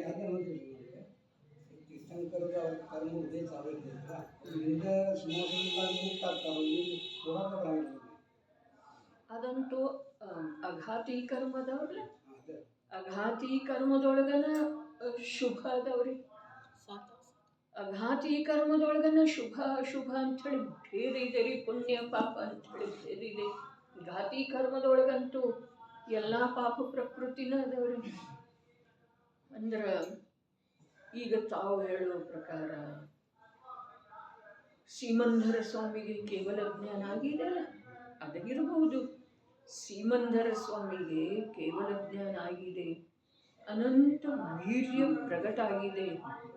ಆದರೆ ಸುಟ್ಟು ಹೋಗಿರುವ ಹಗ್ಗದ ಸಮಾನ ಇರುವಂಥ ಅಘಾತಿ ಕರ್ಮದ ಕಾರಣದಿಂದ ಅವರು ಸಿದ್ಧ ಲೋಕಕ್ಕೆ ಹೋಗ್ತಾ ಇಲ್ಲ. ಮಧ್ಯಲೋಕದೊಳಗೆ ದೇಹ ಸಹಿತ ಯೋಗ ಸಹಿತ ವಿರಾಜಮಾನದ್ದಾರೆ. ಅಘಾತಿ ಕರ್ಮದೊಳಗೆ ಇಷ್ಟು ಬಲ ಇದೆ. ಹಾಗಾದರೆ ಯಾವುದರ ಹೆಸರನ್ನ ಘಾತಿ ಕರ್ಮ ಇದೆ, ಆ ಘಾತಿ ಕರ್ಮ ಮತ್ತು ಯಾವ ಅವಸ್ಥೆಯೊಳಗ ಅನಂತ ವೀರ್ಯ ಪ್ರಕಟ ಇಲ್ಲಲ್ಲ, ಆ ಅವಸ್ಥೆಯೊಳಗ ಅವನನ್ನು ತನ್ನ ವಶದಲ್ಲಿ ಇಟ್ಕೊಳ್ಳಿಕ್ಕೆ ಪ್ರಯತ್ನ ಕೊನೆಯವರೆಗೆ ಮಾಡೋದು ಅಥವಾ ಇಲ್ಲ. ಎಲ್ಲಿ ಅನಂತ ವೀರ್ಯ ಪ್ರಕಟ ಆಗಿದೆ, ಯಾವ ಸುಟ್ಟ ಹಗ್ಗದ ಹಾಗೆ ಅಂಥೇಳಿ ಹೇಳ್ತಾ ಇದ್ದಾರೆ ಅಘಾತಿ ಕರ್ಮ, ಅವುಗಳಲ್ಲೇನೆ ಇಷ್ಟು ಬಲ ಇದೆ. ಎಷ್ಟು ಬಲ? ದೇಹದಿಂದ, ಈ ಮಧ್ಯಲೋಕದಿಂದ ಊರ್ಧ್ವಲೋಕ, ದೇಹವನ್ನು ಬಿಟ್ಟು ಊರ್ಧ್ವಲೋಕಕ್ಕೆ ಹೊರಟು ಹೋಗುವಂಥದ್ದ ಅವ್ರ ಕೈಯೊಳಗೆ ಇಲ್ಲ. ಅದಕ್ಕೆ ಕಾರಣ ಆಗಮ ಬೇಕಾದ್ದು ಹೇಳಬಹುದ್ರೆ, ಅವ್ರಿಗೆ ಹೋಗೋದು ಅವಶ್ಯಕ ಇಲ್ಲ, ಅವರಂತೂ ಸ್ವಭಾವದೊಳಗನೆ ಇದ್ದಾರೆ, ಅದು ಮಾತ್ರ ಸತ್ಯ ಇರಬಹುದು. ಆದರೆ ಕರ್ಮದ ಏನು ಅಲ್ಲಿ ಕಾರ್ಯ ಇದೆ ಅದನ್ನು ಅವರು ಕೂಡ ವಿಫಲ ಮಾಡೋ ಸಾಧ್ಯ ಇಲ್ಲ. ಅರ್ಥಾತ್ ಒಂದು ವಸ್ತುವಿನೊಳಗ ಇನ್ನೊಂದು ವಸ್ತುವಿನ ಯಾವುದೇ ಪ್ರಕಾರದ ಕರ್ತವ್ಯ ನಡೆಯುವುದಿಲ್ಲ. ಇದು ವಸ್ತು ಸ್ವರೂಪ ಇರುವ ವೇಳೆದೊಳಗ ನಾನು ಕಾರ್ಯ ಮಾಡ್ತೇನೆ, ನನ್ನೊಳಗೂ ಕೂಡ ಮಾಡೋ ಸಾಧ್ಯ ಇಲ್ಲ, ಪರದೊಳಗೆ ಏನು ಮಾಡೋ ಸಾಧ್ಯ ಇದೆ? ಅವರು ತಮ್ಮೊಳಗನು ಮಾಡ್ತಾ ಇಲ್ಲಲ್ಲ. ಯಾವ ದೇಹ ಇದೆ, ಭಲೆ ಪರಮ ಔದಾರಿಕ ದೇಹ ಇದೆ, ಯಾವ ಅಘಾತಿ ಕರ್ಮ ಇದ್ದಾವೆ ಅವುಗಳಲ್ಲಿ ಯಾವ ಬಲನೂ ಇಲ್ಲ, ಮತ್ತು ಅನಂತ ವೀರ್ಯ ಪ್ರಗಟಿದೆ. ಮೂರು ನೋಡ್ರಿ. ಒಂದ ಯಾವ ಪರಮ ಔದಾರಿಕ ದೇಹ ಇದೆ ಅದನ್ನು ಅವ್ರು ಬಿಟ್ಟು ಕೊಡ್ತಾ ಇಲ್ಲ, ಅನಂತ ವೀರ್ಯ ಇದೆ ಅದರಿಂದ ಬಿಟ್ಟು ಕೊಡ್ತಾ ಇಲ್ಲ, ಅದರದ್ದು ಉಪಯೋಗ ಮಾಡಿಕೊಳ್ತಾ ಇಲ್ಲ. ಮೂರನೇದ್ದ ಅಘಾತಿ ಕರ್ಮ ಏನದವು, ಸುಟ್ಟ ಹಗ್ಗದ ಹಾಗೆ ಹಗ್ಗವನ್ನು ತಗೊಂಡ ಏನನ್ನಾದರೂ ಕಟ್ಟಬಹುದರೆ, ಆದರೆ ಆ ಸುಟ್ಟಿರುವ ಹಗ್ಗ ಆಕಾರ ಹಾಗೆ ಕಾಣಿಸ್ತಿದೆ. ಸುರುಳಿ ಇದೆ ಹಗ್ಗದ, ಅದು ಸುಟ್ಟು ಹೋಗಿದೆ, ಅದು ಹಾಗೆ ಕಾಣಿಸ್ತಿದೇನಿಲ್ಲ, ಆದರೆ ಅದನ್ನು ಎತ್ತಿಕೊಂಡು ಏನನ್ನೂ ಕಟ್ಟಲಿಕ್ಕೆ ಬರುತ್ತಿಲ್ಲ. ಅಂಥ ಅಘಾತಿ ಕರ್ಮಗಳನ್ನ ಅನಂತ ವೀರ್ಯ ಪ್ರಗಟಿರುವಂಥ ಜೀವ ದೂರ ಮಾಡಿ ತೆಗೆದು ಒಗೆದ ಬಿಟ್ಟು ಕೊಟ್ಟ ಶುದ್ಧಾಲಯಕ್ಕೆ ಲಂಘಿಸ್ತಾ ಇಲ್ಲ. ಅಂದ್ರೆ ಇಲ್ಲಿ ಶುದ್ಧ ಏನಿದೆ ವಸ್ತು ಸ್ವರೂಪ, ಅನ್ಯ ದ್ರವ್ಯದೊಳಗ ಜೀವ ಭಲೆ ಅನಂತ ವೀರ್ಯ ಪ್ರಗಟ ಆಗಿದ್ರನು ಕೂಡ, ಅನಂತ ಬಲ ಪ್ರಗಟ ಆಗಿದ್ರನು ಕೂಡ ಅತ್ಯಂತ ಸುಲಭ ಕಾರ್ಯವನ್ನ ಅವರ ಅನ್ಯದೊಳಗ ಮಾಡುವುದಿಲ್ಲ. ಯಾಕೆ ಮಾಡುವುದಿಲ್ಲ? ಮಾಡೋದು ಸಾಧ್ಯ ಇಲ್ಲ, ಅವರಿಗೆ ಮಾಡೋದು ಅವಶ್ಯಕ ಇಲ್ಲ, ಈ ಮಾತು ಬೇರೆ. ಮಾಡೋದು ಸಾಧ್ಯ ಇಲ್ಲ, ಇದು ವಸ್ತು ಸ್ವರೂಪ. ಎರಡನೇದ ಅದರ ಸತ್ತಾ ಇರುವವರೆಗೆ ಇದರ ಮೇಲೆ ಅದರದ್ದು ಪ್ರಭಾವ ನಡೆಯೋದು. ಮಾತೆಷ್ಟಾದವ್ರಿ. ಹಾಗಾದ್ರೆ ಈ ಸತ್ಯಾಂಶವನ್ನ, ಈ ಸತ್ಯತೆಯನ್ನ, ಈ ಪರಮಸತ್ಯ ಸ್ವರೂಪವನ್ನ ಯಾರು ತಿಳಿದಿದ್ದಾರೋ ಅವರ ಜ್ಞಾನಿ ಅದಾರೆ. ಹಾಗಾದ್ರೆ ಅವರು ಬಹಳಷ್ಟು ಪ್ರಯತ್ನ ಏನು ಮಾಡ್ತಾ ಇದ್ದಾರೆ ದೂರ ಮಾಡೋದ? ಸಾತ ಅಸಾತ ಎಲ್ಲವೂ ಅನಿಷ್ಟ ಅಂಥೇಳಿ ಅನುಭವ ಮಾಡುವಂಥ ಜ್ಞಾನ, ಯಾವ ಜ್ಞಾನ ತಿಳಿಯುವಂಥ ಜ್ಞಾನ ಇದೆ ಆ ಜ್ಞಾನದ್ದೇ ಅನುಭವ ಮಾಡ್ತಾ ಇರುವವರ ಪ್ರಯತ್ನ ಏನು ಮಾಡ್ತಾ ಇದ್ದಾರೆ? ಬಹಳಷ್ಟ. ಅವರ ಅನುಭವ ಯಾವುದರದ್ದು ಮಾಡ್ತಾ ಇದ್ದಾರೆ? ಸಮ್ಯಕ್ ದೃಷ್ಟಿ ಜೀವರುಗಳ ಸಾತ ಇರಲಿ ಅಸಾತ ಇರಲಿ ಅದರಲ್ಲಿ 2 ವಿಭಾಗ ಹೇಳಿದರೆ ಮುಖ್ಯ ರೂಪದಿಂದ. ಏನ? 4 ಗತಿ ರೂಪದ ಪರ್ಯಾಯ, ಇಂದ್ರಿಯ ವಿಷಯ ಸಾಮಗ್ರಿಗಳ. ಇಲ್ಲಿ ಗತಿರೂಪದ ಪರ್ಯಾಯ ಏನು ಬಂತು? ಅದು ಅರ್ಹಂತರಿಗೆ ಅನ್ವಯಿಸ್ತಾರೆ. ತಿಳಿತಲ್ಲ? ಮನುಷ್ಯ ಗತಿ ಇದೆಯಲ್ಲ, ಅವರಿಗೆ ಪರಮ ಉದಾರಿಕ ದೇಹ ಇದೆಯಲ್ಲ, ಅದು ಅವರಿಗೆ ಅನ್ವಯಿಸ್ತು. ಮತ್ತು 5 ಇಂದ್ರಿಯಗಳ ವಿಷಯ ಸಾಮಗ್ರಿ ಏನದವಲ್ಲ, ಇವ ನಿಜವಾಗಿ ಗೃಹಸ್ಥ ಅವಸ್ಥೆಯಲ್ಲಿ ಮತ್ತು ಮುನಿ ಅವಸ್ಥೆಯಲ್ಲಿ ಎರಡರಲ್ಲೂ ಅನ್ವಯಿಸ್ತವೆ. ಏನ? ಸಮ್ಯಕ್ ದೃಷ್ಟಿ ಜೀವ ಸ್ವಭಾವದಲ್ಲಿನ ಸ್ಥಿರ ಉಳಿಯುವಂಥ, ಕ್ಷಣಿಕವಾದಂಥ ಪರಿವರ್ತನಶೀಲವಿರುವಂಥ ಪರ್ಯಾಯದಲ್ಲಿ ಉಪಯೋಗವನ್ನು ತೊಡಗಿಸದೇ ಇರುವಂಥ, ಕಲೆಯನ್ನು ಕಲಿತುಕೊಂಡ್ರೂ ಸ್ವಭಾವದಲ್ಲೇ ಸ್ಥಿರವಿರುವಂಥ, ಉದ್ಯಮ ಬಹಳಷ್ಟು ಮಾಡಿದ್ರೂ ಕೂಡ ಆ ಕರ್ಮದ ಯಾವ ಕರ್ಮದ ಎಷ್ಟು ಕಾಲದವರೆಗೆ ಸತ್ತಾ ಉದಯ ಇದೆಯೋ ಅಷ್ಟು ಕಾಲದವರೆಗೆ ಅವನಿಗೆ ಆ ಕಾರ್ಯದೊಳಗ ಯಶಸ್ಸು ಪ್ರಾಪ್ತ ಆಗುತ್ತದೆ. ಇವತ್ತು ನಮಗೆ ತಿಳಿದಿರುವಂಥ ವಿಷಯ ಏನ್ರಿ? ಒಂದೇ ವಸ್ತು ಸ್ವರೂಪದೊಳಗ ಒಂದರಲ್ಲಿ ಇನ್ನೊಂದು ಏನೂ ಮಾಡೋ ಸಾಧ್ಯ. ಇನ್ನು ಪುರುಷಾರ್ಥ ಪುರುಷಾರ್ಥ ಪುರುಷಾರ್ಥ ಅಂತಾರಲ್ಲ, ಪುರುಷಾರ್ಥದ ಅರ್ಥ ಏನ? ಪುರುಷಾರ್ಥದ ಅರ್ಥ ಇಷ್ಟ ಇದೆ, ಪ್ರತಿಯೊಂದು ದ್ರವ್ಯ ತನ್ನಲ್ಲೇ ತಾನು ಪೂರ್ಣ ಸ್ವತಂತ್ರ ಸ್ವಯಂಭೂ ಸಾರ್ವಭೌಮ ಇದೆ. ಇದುವೇ ಪುರುಷಾರ್ಥ ಇದೆ ರೀ. ಕರ್ಮ ನಾಶ ಮಾಡುವ ಸಲುವಾಗಿ ಯಾವ ಪ್ರಯತ್ನವನ್ನು ಅವರು ಮಾಡೋದನ್ನೇ ಇಲ್ಲ. ಅದರ ಕಥನ ಹೀಗೆ ಬರುತ್ತೆ. ಅವರಂತೂ ಪ್ರಯತ್ನ ಮಾಡ್ತಾನೆ ಇದ್ದಾರೆ, ಆದರೆ ಅದರದ ಸ್ಥಿತಿ ಪೂರ್ಣ ಆಗುವವರೆಗೆ ಅದು ದೂರ ಆಗುವುದಿಲ್ಲ. ಎಲ್ಲಿಯವರೆಗೆ ಉದಯ ಇದೆಯೋ ಅಲ್ಲಿಯವರೆಗೆ ಅದನ್ನು ಉದಯರಹಿತ ಅಥವಾ ನಿಸ್ಸತ್ವ ಮಾಡೋದು ಯಾರಿಂದನೂ ಸಾಧ್ಯ ಇಲ್ಲ. ಅರೆ ಕರ್ಮ ಏನಿದೆ? ಕರ್ಮ ಏನಿದೆ? ಉದ್ಗಲದ ಅವಸ್ಥಾ ವಿಶೇಷ ಇದೆ ರೀ. ಅವಸ್ಥಾ ವಿಶೇಷ ಇದೆ. ಆ ಪುದ್ಗಲದ ನಿರಂತರ ಪರಿಣಮನ ಇರುವೆಳೆದೊಳಗ ಆ ಪರಿಣಮನದಲ್ಲಿ ಜೀವದ ಇಚ್ಛೆ ಏನನ್ನೂ ಮಾಡುವ ಸಾಧ್ಯತೆ ಇಲ್ಲ. ಇನ್ನು ಆ ಪುದ್ಗಲದ ಪರಮಾಣುಗಳ ಪರಿಣಮನದೊಳಗೆ ಏನನ್ನಾದರೂ ಮಾಡಬೇಕ ಅನ್ನೋದ ಇದು ಮಿಥ್ಯಾತ್ವ ಇದೆ. ಮಿಥ್ಯಾದೃಷ್ಟಿ ಜೀವದ ಕರ್ತೃತ್ವ ಇದೆ. ಸಮ್ಯಕ್ ದೃಷ್ಟಿ ಜೀವನಿಗೆ ಅದರಲ್ಲಿ ಏನನ್ನೂ ಮಾಡುವ ಭಾವ ಸ್ವಪ್ನದೊಳಗೆ ಕೂಡ ಬರುತ್ತೆ. ಆದರೂ ಕೂಡ ದೃಷ್ಟಾಂತ ಬರ್ತಿದೆ ಮೋಕ್ಷ ಮಾರ್ಗ ಪ್ರಕಾಶಕದೊಳಗ. ಒಬ್ಬನ ಜೊತೆಗೆ ಇನ್ನೊಬ್ಬನನ್ನ ಬಂಧಿಸಲ್ಪಟ್ಟಿದೆ. ಒಂದು ಶೃಂಖಲೆಯೊಳಗ ಈರ್ವರದಾರ್ರಿ. ಆಗ ಒಬ್ಬ ಹೋಗ್ಲಿಕ್ಕೆ ಇಚ್ಛಾ ಮಾಡಿದ್ರನು ಇನ್ನೊಬ್ಬ ಹೋಗ್ಲಿಲ್ಲ ಅಂತಂದ್ರೆ ಅವನು ನಿಲ್ಲಬೇಕಾಗ್ತಿದೆ. ದೃಷ್ಟಾಂತ ಇದನ್ನೇ ಕೊಟ್ಟಿದ್ದಾರೆ.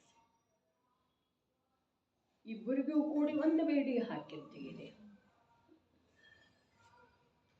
ಒಬ್ಬ ಹೋಗ್ಲಿಕ್ಕೆ ಬಯಸಿದ್ರನು ಪ್ರಯತ್ನ ಮಾಡಿದ್ರನು ಇನ್ನೊಬ್ಬ ಹೋಗಲಿಲ್ಲ ಅಂತಂದ್ರ ಅವನು ಅಲ್ಲಿ ಉಳಿಬೇಕಾಗ್ತದೆ. ಜ್ಞಾನಿಗಳ ಯಾವುದನ್ನ ಯಾವ ಪ್ರಕಾರ ತೋರಿಸಿಕೊಟ್ಟ ವಸ್ತುವಿನ ತ್ರಿಕಾಲಾಬಾಧಿತ ಸ್ವತಂತ್ರತೆಯನ್ನ ಸಿದ್ಧ ಮಾಡಿದರು. ಅದು ಈ ಜೀವ ತಿಳ್ಕೊಳ್ಳುವ ಪ್ರಯತ್ನವನ್ನೇ ಮಾಡ್ತಾ ಇಲ್ಲ. ಒಮ್ಮೆ ನಾನು ಮಾಡ್ತೇನೆ ಅಂತಾನೆ, ಇನ್ನೊಮ್ಮೆ ಕರ್ಮದ ಕಾರಣದಿಂದ ಆಗಲಿಲ್ಲ ಅಂತಾನೆ, ಆಗದಿದ್ದರೆ ಏನಾಯಿತು ಮತ್ತೆ ಮಾಡ್ತೇನೆ ಅಂಥೇಳಿ ಈ ಮಾಡುವ ಭಾವ ಮಿಥ್ಯಾದೃಷ್ಟಿಯಲ್ಲಿ ಅಖಂಡ ರೂಪದಿಂದ ಇದೆ. ಕರ್ಮದ ಸಾಮರ್ಥ್ಯವನ್ನು, ಪುದ್ಗಲದ ಸಾಮರ್ಥ್ಯವನ್ನು, ಜಡದ ಸಾಮರ್ಥ್ಯವನ್ನು, ಆಯುವಿನ ಸಾಮರ್ಥ್ಯವನ್ನು, ಮೋಹನೀಯದ ಸಾಮರ್ಥ್ಯವನ್ನು, ಜ್ಞಾನಾವರಣದ ಸ್ವರೂಪವನ್ನು ಯಾವುದನ್ನು ಅಜ್ಞಾನಿ ಜೀವ ತಿಳಿಯುವುದಿಲ್ಲ. ಜ್ಞಾನಿ ಜೀವ ಪ್ರತಿಯೊಂದನ್ನು ಹೇಗಿದೆಯೋ ಹಾಗೆ ತಿಳಿತಾನೆ ಅಂಥೇಳಿ ಕರ್ಮನಾಶ ಮಾಡುವ, ದೀಕ್ಷಾ ತಗೊಳ್ಳುವ, ಸಲ್ಲೇಖನ ತಗೊಳ್ಳುವ ಯಾವೂ ಆಗ್ರಹ ಅವನಲ್ಲಿ ಇರುತ್ತಿಲ್ಲ. ಕರ್ಮ ನಾಶ ಮಾಡೋ ಸಾಧ್ಯ ಇಲ್ಲ, ದೀಕ್ಷಾ ತಗೊಳ್ಳೋ ಸಾಧ್ಯ ಇಲ್ಲ. ಅರೆ ವಸ್ತು ಸ್ವರೂಪದ ನಿರ್ಣಯ ಎಷ್ಟೆಷ್ಟಾಗ್ತಿದೆಯೋ ಆ ನಿರ್ಣಯದ ಜೊತೆಗೆ ನಿರ್ಣಯ ಆಗದೇ ಇರುವ ಸಮಯದೊಳಗೆ ಬಂಧಿಸಿರುವಂಥ ಕರ್ಮ ಎಷ್ಟೆಷ್ಟು ಕಳಚಿ ಹೋಗ್ತಿದೆಯೋ ಆ ನಿರ್ಣಯದ ಬಲದಿಂದ ಅಷ್ಟಷ್ಟು ಅವು ಮೋಕ್ಷ ಮಾರ್ಗದ ಕಡೆಗೆ ಸಾಗುತ್ತಾನೆ. ದೀಕ್ಷಾ ಬರ್ತಿದೆ, ಸಲ್ಲೇಖನ ಬರ್ತಿದೆ, ಕೇವಲ ಜ್ಞಾನ ಆಗ್ತಿದೆ. ಎಲ್ಲ ಒಂದೇ ಒಂದು ಮಾತು, ಜೀವ ತನ್ನಲ್ಲೇ ಏನೂ ಮಾಡೋ ಸಾಧ್ಯ ಇಲ್ಲ ಅಂದಮೇಲೆ ಪರದಲ್ಲಂತೂ ಏನು ಮಾಡೋ ಸಾಧ್ಯ ಇಲ್ಲ. ದೀಕ್ಷಾ ಯಾವುದಕ್ಕಂತ ನಾವು ವಸ್ತ್ರ ತ್ಯಾಗಕ್ಕೆ ದೀಕ್ಷಾ ಅಂತಂದ್ರೆ, ವಸ್ತ್ರ ತ್ಯಾಗಕ್ಕೆ ದೀಕ್ಷಾ ಅಂತನೂ. ಆದ್ರೆ ಆತ್ಮನ ಅನುಭೂತಿ ಪೂರ್ವಕ ಕ್ರಮದಿಂದ 3 ಕಷಾಯ ಚೌಕಡಿಗಳ ಅಭಾವ ಆದ ನಂತರ ಆತ್ಮನಿಗೆ ಮುನಿ ದೀಕ್ಷಾ ಬರ್ತಿದೆ, ಶರೀರಕ್ಕಲ್ಲ. ಆ ವೇಳೆದೊಳಗೆ ಶರೀರ ನಿರ್ವಸ್ತ್ರ ಇರ್ತಿದೆ, ಮನೆಯಿಂದ ವನದೊಳಗೆ ಹೋಗಿ ವಾಸ ಮಾಡ್ತಾ ಇರ್ತೀವಿ. ಈ ಸ್ವತಂತ್ರತೆ ಎಲ್ಲಿಯವರೆಗೆ ಜೀವನಿಗೆ ತಿಳಿಯೋದಿಲ್ಲ, ಅಲ್ಲಿಯವರೆಗೆ ಜೀವದ ಸುಖದ ಮಾರ್ಗದ ಕಡೆಗೆ ಗಮನ ಆಗುವುದಿಲ್ಲ, ಜೀವನಿಗೆ ಸುಖದ ಮಾರ್ಗದ ಉಪಲಬ್ಧಿ ಆಗುವುದಿಲ್ಲ. ನಡೆ ಅದೇ ಪ್ರಕಾರ ಸಮ್ಯಕ್ ದೃಷ್ಟಿ ಜೀವನಿಗೆ ಪೂರ್ವದಲ್ಲಿ ಅಜ್ಞಾನ ಪರಿಣಾಮಗಳ ಮೂಲಕ ಬಂಧಿಸಲಾದ ಸಾತಾರೂಪ ಅಸಾತಾರೂಪ ಕರ್ಮವಿದೆ. ಅದರ ಉದಯದಲ್ಲಿ ಅನೇಕ ಪ್ರಕಾರದ ವಿಷಯ ಸಾಮಗ್ರಿಗಳಾಗುತ್ತವೆ. ಅವುಗಳನ್ನು ಸಮ್ಯಕ್ ದೃಷ್ಟಿ ಜೀವನು ದುಃಖರೂಪವಾಗಿ ಅನುಭವಿಸುತ್ತಾನೆ. ಬಿಟ್ಟುಕೊಡುವ ಸಲುವಾಗಿ ಬಹಳಷ್ಟು ಪ್ರಯತ್ನ ಮಾಡುತ್ತಾನೆ. ಆದರೆ ಇಲ್ಲಿ ಬಂತು ನೋಡ್ರಿ, ಏನ ಎಲ್ಲಿಯವರೆಗೆ ಕ್ಷಪಕ ಶ್ರೇಣಿ ಹತ್ತುವುದಿಲ್ಲ.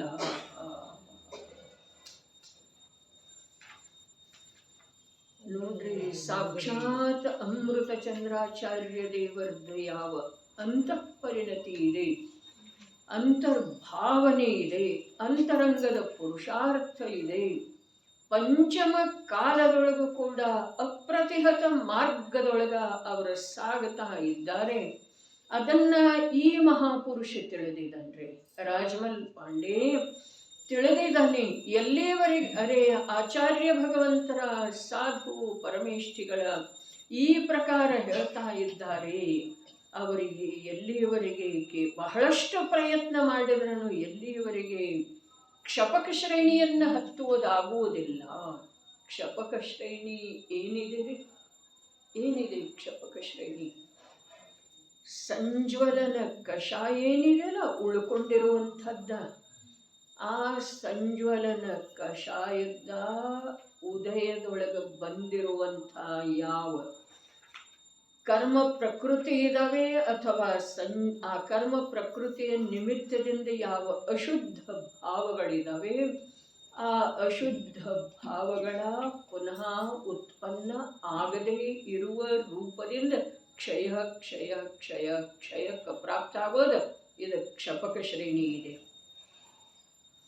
ಆ ಅಶುದ್ಧ ಭಾವಗಳ ಕ್ಷಯದ ನಿಮಿತ್ತದಿಂದ ಆ ಕರ್ಮ ಪ್ರಕೃತಿ ಏನದವಲ್ಲ, ಸಂಜ್ವಲನ ಕಷಾಯ ಚೌಕಡಿ ರೂಪದ ಯಾವ ಕರ್ಮ ಪ್ರಕೃತಿ ಅದವಲ್ಲ, ಅವುಗಳದ್ದು ಕೂಡ ಕ್ಷಣ ಕ್ಷಣಕ್ಕ ಉತ್ಪಾದರಹಿತ ಕ್ಷಯ ಕ್ಷಯ ಕ್ಷಯ ಆಗ್ತಾ ಹೋಗುವುದಿಲ್ಲ. ಎಲ್ಲಿಯವರೆಗೆ? ಅಲ್ಲಿಯವರೆಗೆ ಆ ಜೀವಕ್ಕ ಕರ್ಮದಿಂದ ವಿಜಯ ಪ್ರಾಪ್ತ ಆಗುವುದಿಲ್ಲ. ಬಹಳ ಅದ್ಭುತ ಮಾತ್ರೆ. ಮುನಿ ಭಗವಂತರ ಸಾಧನೆಯ ಮಾತನ್ನ ಈ ಚತುರ್ಥ ಗುಣಸ್ಥಾನಾವರ್ತಿ ವಿವೇಚನೆ ಮಾಡ್ತಾ ಇದ್ದಾನೆ. ಈ ಮಿಥ್ಯಾದೃಷ್ಟಿ ಜೀವ ತಿಳ್ಕೊಳ್ಳುತ್ತಿದೆ, ತಿಳಿದು ಬರೋ ಸಾಧ್ಯ ಇದೆ. ಜ್ಞಾನಕ್ಕೆ ಯಾವುದೇ ಪ್ರಕಾರದ ಅರೆ ಟೋಡರ ಮಲ್ಲರ ಹೇಳಿದರಲ್ಲ, ಸಂಜ್ಞೆ ಪಂಚೇಂದ್ರಿಯ ಅವಸ್ಥೆ ಏನಿದೆ ಅದು ಪ್ರಯೋಜನಭೂತ ತತ್ವವನ್ನು ತಿಳಿಯುವುದರಲ್ಲಿ ಸಮರ್ಥ ಇದೆ. ಯಾವ ಆವರಣ ಅಲ್ಲಿ ಇಲ್ಲ. ನಮಗೆ ತಿಳಿಯೋ ಸಾಧ್ಯ ಇದೆ. ಏನ ಆಚಾರ್ಯ ಭಗವಂತರ ಯಾವ ಮಾತನ್ನ ಹೇಳ್ತಾ ಇದ್ದಾರೆ ಅದನ್ನ ಇವೇನು ಚತುರ್ಥ ಗುಣಸ್ಥಾನವರ್ತಿ ಜ್ಞಾನಿ ಪುರುಷ ಹೇಳ್ತಾ ಇದ್ದಾನೆ, ಅದನ್ನು ಮಿಥ್ಯಾತ್ವದ ಸದ್ಭಾವದೊಳಗೆ ಸಂಜ್ಞೆ ಪಂಚೇಂದ್ರಿಯ ರೂಪದಿಂದ ವಿಕಸಿತಗೊಂಡಿರುವ ನಮ್ಮ ಜ್ಞಾನ ತಿಳಿಯೋ ಸಾಧ್ಯ ಇದೆ. ಆದರೆ ನಾವು ತಿಳ್ಕೊಳ್ಳಿಕ್ಕೆ ಪ್ರಯತ್ನ ಮಾಡಿದರೆ ತಿಳಿಯೋ ಸಾಧ್ಯ. ಪ್ರಯತ್ನಂತೂ ಎಲ್ಲ ಕಡೆಗೂ ಇದೆ. ಮಿಥ್ಯಾತ್ವದ ನಾಶದ ಸಲುವಾಗಿಯೂ ಪ್ರಯತ್ನ ಇದೆ.